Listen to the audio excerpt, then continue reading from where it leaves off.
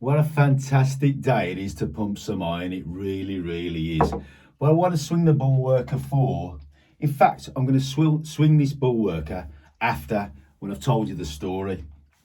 It's about an incident, what happened at Dinos gym yesterday.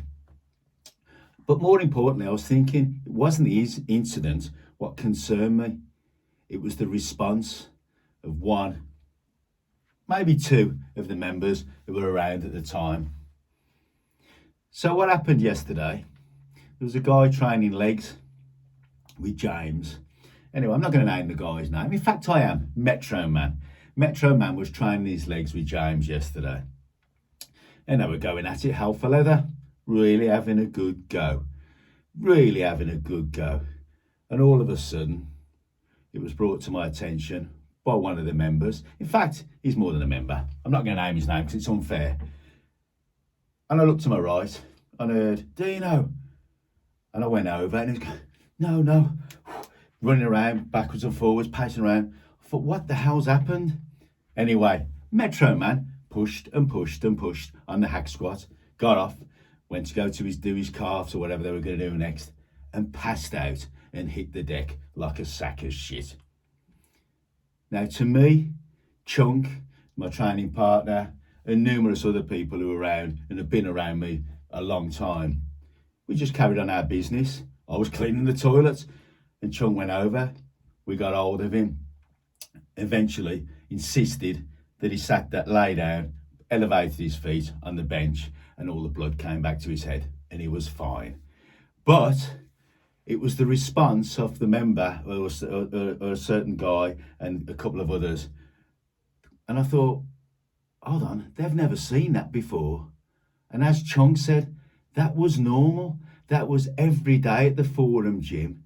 And for my son, he's been there.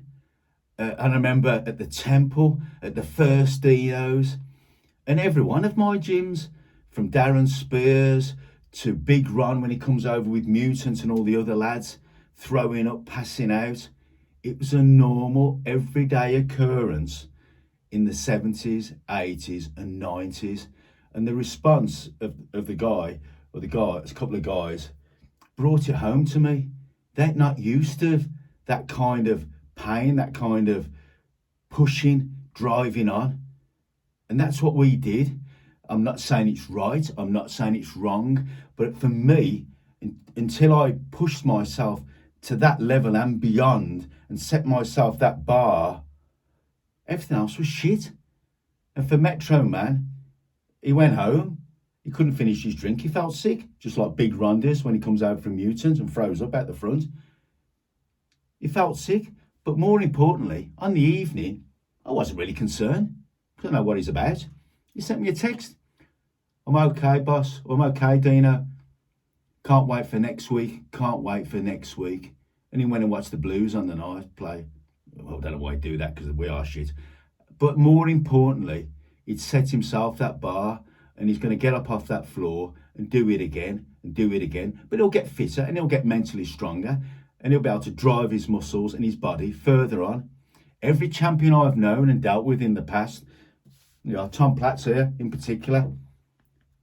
Tom Platts, not the best picture of Tom, but he was known for his intensity. If you ask Dorian Yates, he'll call out Tom Platts for his intensity and going way past what the human body and mind thinks it can do. And it sets you up for life when you're around those people, back at the temple, steaming hot underground, people passing out. I took the Mutants there once. You couldn't see the mirrors for sweat. It happens at Dinos. And there's something nice about challenging yourself. As a young man in the fire service, they didn't bully us, but they drove us way past, till you wet yourself, way past what you thought you could do at training school. And I couldn't understand it. I remember phoning my ex thinking, fuck me, they're going to kill us, waking us up in the middle of the night when we're hungry, starving, disorientated, rolling out hoses till daylight, keeling over, passing out, in between the instructor's arms. But I knew in my head, I thought, they're not going to kill us. Let's just keep going. They just keep going. They're not going to kill us. And you felt great the next day because you could look them in the eye. No one said, he'd give me the nod because he gave me respect. And the reason they pushed us in the fire service was way past I could mentally and physically do. When I was on duty for the first, second and third time, and there's perhaps a couple of my old fire service mates who can verify this. When the flames, you turned up at a house and the flames are pouring out of the windows, and there's a family in Florida there, and there's people running out, the police or whatever, and you turn up and put your mask on, you're running in, and your gaffer says, I want you in there, up the stairs, into that bedroom. You didn't question it, you didn't think about it, you just did it. It wasn't natural to take your mind and your body past that point. There's flames coming out of the windows. People had to be saved. Okay, it might sound a bit dramatic, but that put me in great stead for bodybuilding. And Muhammad Ali, why was he so great? On the road, okay, had a natural potential, but he was on the road at 5:30 in the morning, jogging, not for Instagram or anything else, for him. The Mensa brothers, known for high intensity. I can go on and on and on. Now, any great champion will have gone way past. He'll have practiced. Ronaldo, he didn't just be Ronaldo. He's fucking practicing on the pitch for hours and hours and hours. Beckham did with his free kicks, and that's what make the champions. Now, Metro Man is going to be no champion. I'm sorry, Metro Man. He's not. But for that minute, that hour, he pushed himself way beyond he thought he could do. Now, I had a friend, Mark. I've still got a friend, Mark. Now, we trained legs together. We'd done our legs, and the Smith machine was free as we was walking out. I said, let's load the Smith machine up. And we loaded it up, and we went. I said, we've got to do 30 reps each. We did 30. And we kept going. And Mark fell off and passed out, went outside. It was pouring down the rain. So there's a guy outside on the floor, passed out. Now, what happened with Mark? He went the other way. Every time we trained legs, he held back because he was scared to go that extra level. He didn't want to go to that place again. Now, Metro Man texts me in the afternoon, can't wait till next time. That's the difference. That there lies the difference. Whether you like it or whether you don't, there was no Instagram yesterday, that day. There was no Instagram in the 70s, 80s and 90s to record what we did, what Yates did at the temple. I've seen it firsthand. Snot and stuff coming out. I remember Mike Sheridan, one of our greatest middleweight or light heavyweight bodybuilders. He got on the Olympia stage. Mike, he's sadly no longer with us. One of the last times I seen Mike alive, he was with Simon Fan.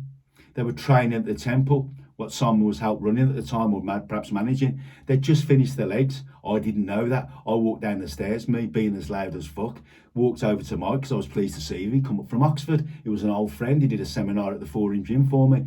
And I said to Mike, how you doing, Mike? Any chance of a chat? He was sitting on the floor with Simon. He looked up. See, his eyes were glazed. Simon, he was covered in sweat, just lying on the floor. Because Dino, will he just fuck off? Will he just fuck off? I know that feeling, the stars, you can't see, the bubbles of sick coming out of your nose. So for me, it was nothing unusual. Just carried on cleaning the machines, put Metro Man in a recovery position. And as I've said, he can't wait to do it again. It was more the response what upset me. I thought, Christ, they've never seen that before because of the way they reacted. But that was just every day in the 70s, the 80s, and the 90s. You talk about it. Oh, this is so-and-so, he passed out. And you got the nod as a respect. Maybe we were idiots. Maybe we were. But I think all being equal, the guys of the 70s, 80s and 90s would still piss over some of the guys in the 2000s if they had that age. Maybe they won't. Who knows? But for me, there was no other way. What's the point of just turning up? What is the point of just turning up? You ain't going to be no fucking Mensa, Ali or Platt by just counting to 10. My daughter could count to 10 at the age of 3. Anybody can count to 10. It's how you do the 10. And Metro Man, you went way past the fucking 10. And as I said, you'll be no Mr Olympia, but as James will verify, for that day, son, you was Mr Olympia. You did as much as you possibly could. And there's something great about that. And it'll set you up for life. It will set you up for life because you know you can go way, way, way, way, way past what you think you can do. This will always give up before these.